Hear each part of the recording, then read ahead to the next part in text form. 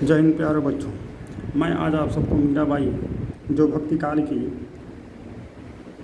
श्री कृष्ण भक्ति शाखा की कवि हैं उनका जीवन परिचय पढ़ाने जा रहा हूँ।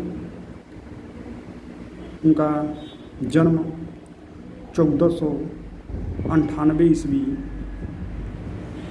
राजस्थान के चौकड़ी नामक ग्राम में हुआ था।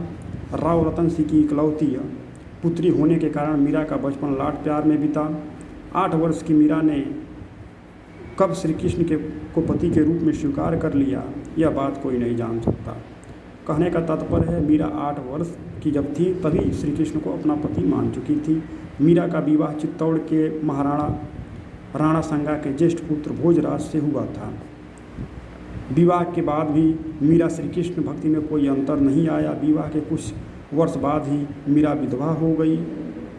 अब तो इनका सारा समय श्री कृष्ण भक्ति में ही बीतने लगा। वे श्री कृष्ण को अपना प्रीतम मानकर उनके विरह में पद गाती और साधु संतों के साथ कीर्तन तथा नृत्य करती थी।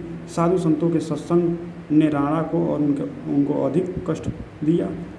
इन्होंने मीरा को मार डालने का कई बार प्रयास किया। अंत में राणा के दुर्व्यवहार से दुखित होकर मीरा वृंदावन चली गई। इनकी कीर्ति से प्रभावित होकर राणा ने अपनी भूल का पश्चाताप किया और वापस बुलाने के लिए संदेश भेजा, किंतु मीरा सदैव के लिए सांसारिक बंधनों को छोड़ चुकी थी। सन 1546 ईस्वी के लगभग स्वचरित पद गाते गाते आराध्य श्री कृष्ण में विलीन हो गई।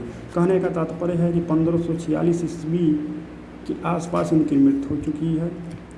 मीरा के काव्य का मुख्य स्वर श्री कृष्ण भक्ति है।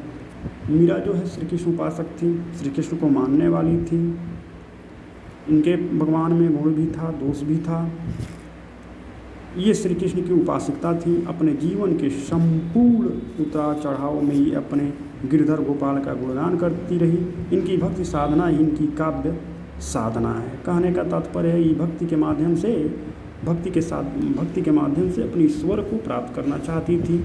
वही इनकी काव्य साधना भी है।